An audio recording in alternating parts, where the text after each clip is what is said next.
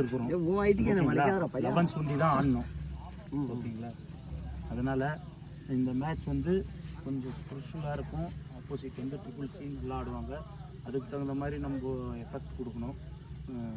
100% effect கொடுத்து நம்ம fight பண்ணலாம்.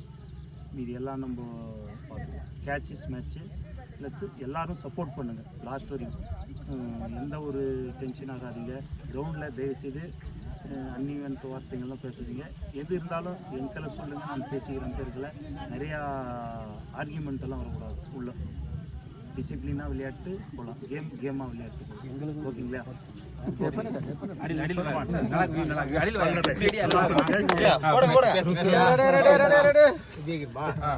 வரலையா நீ?